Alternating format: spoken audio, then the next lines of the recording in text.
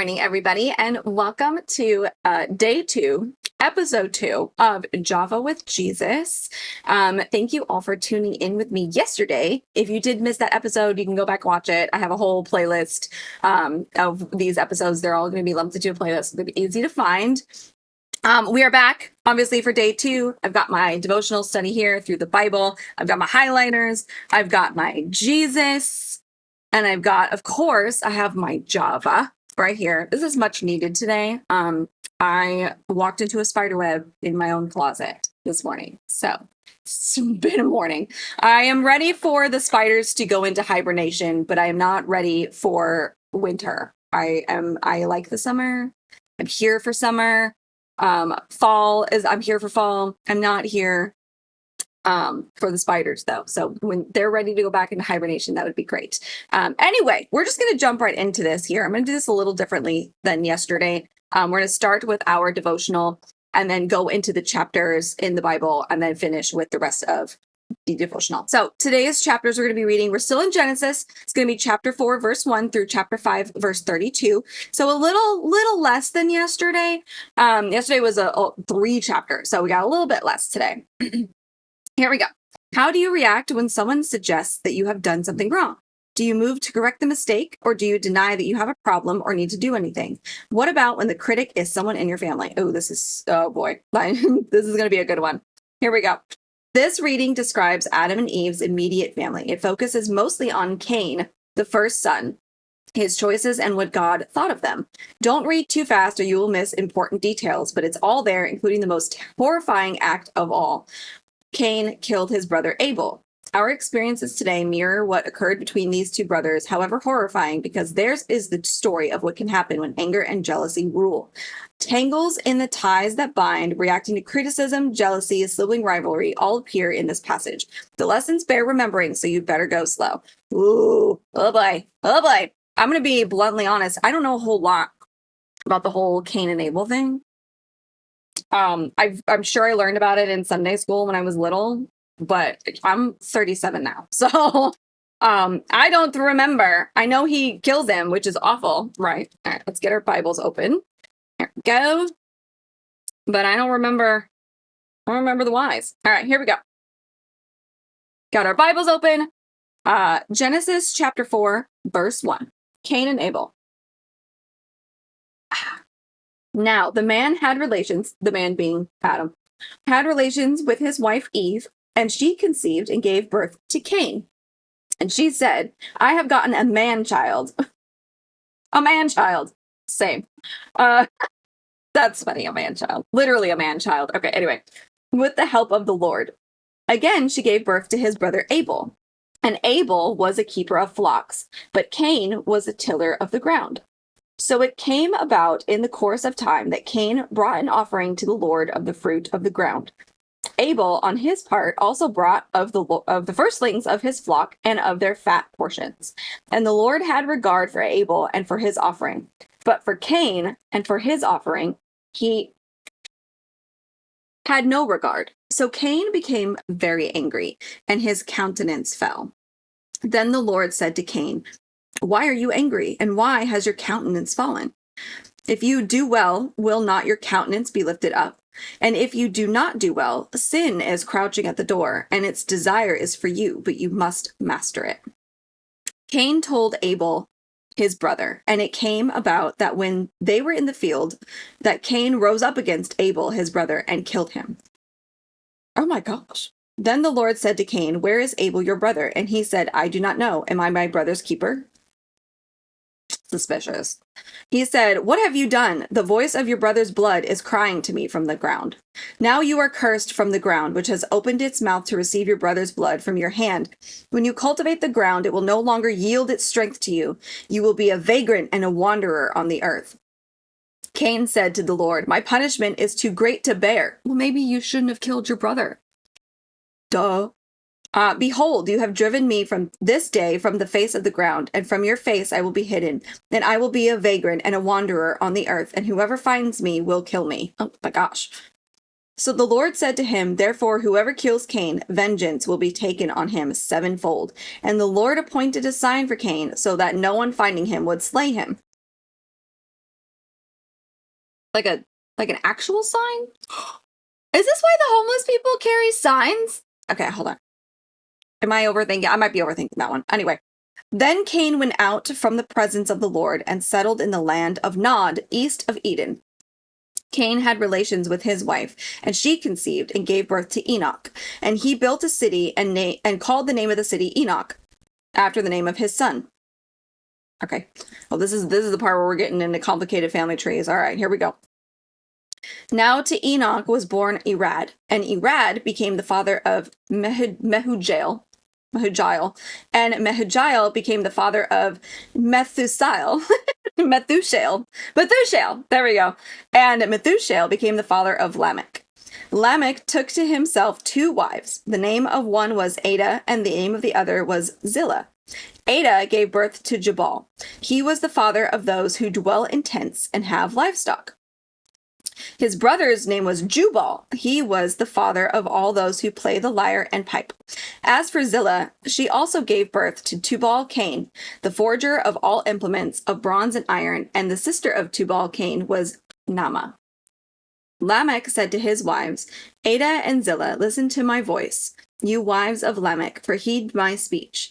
I have killed a man for wounding me, and a boy for striking me. If Cain is avenged 7-fold, then Lamech 77-fold. Oh my gosh. So he's saying that his punishment's worse than Cain, or should be worse than Cain? Interesting. Adam had relations with his wife again. Hey! And she gave birth to a son and named him Seth. For she said, God has appointed me another offspring in place of Abel, for Cain killed him. Honestly, poor Eve, she's been through it. To Seth, to him also a son was born, and he called his name Enosh.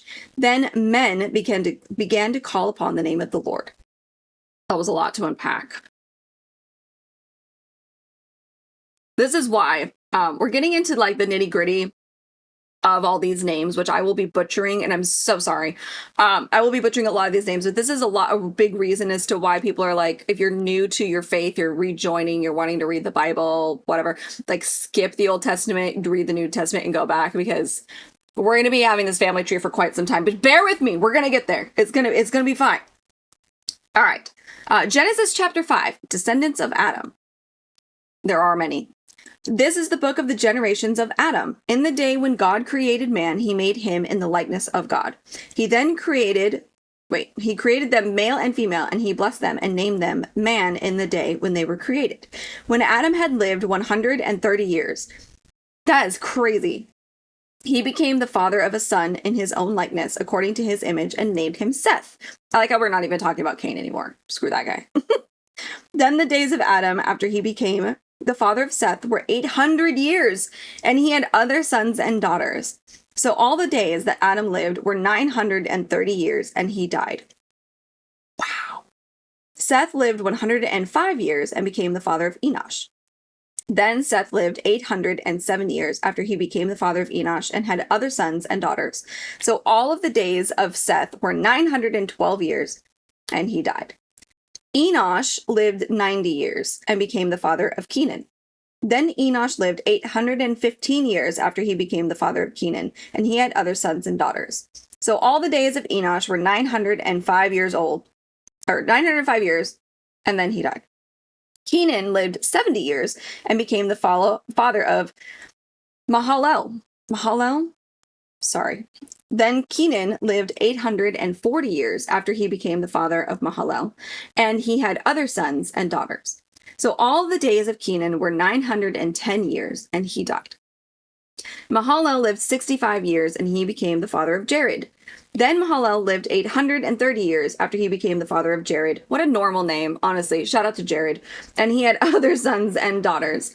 So all the days of Mahalalel were 895 years, and he died. Jared lived 162 years and became the father of Enoch. A lot of Enochs. Not the same Enoch, different Enoch. Then Jared lived 800 years after he became the father of Enoch, and he had other sons and daughters. They're not important to mention, though. Just Enoch. Enoch lived 65 years and became the father of Methuselah. There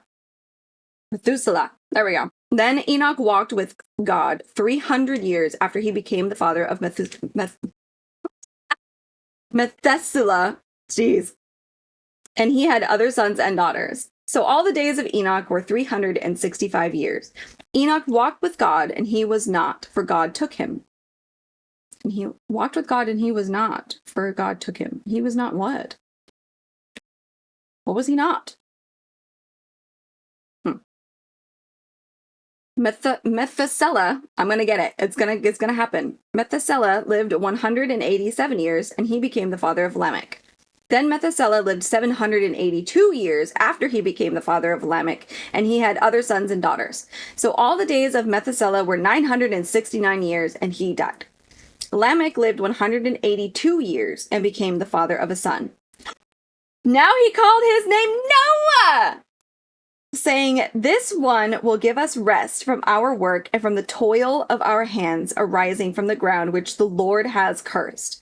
Then Lamech lived 595 years after he became the father of Noah, and he had other sons and daughters. So all the days of Lamech were 777 years. Hey, that's a lucky number everybody likes, right? 777?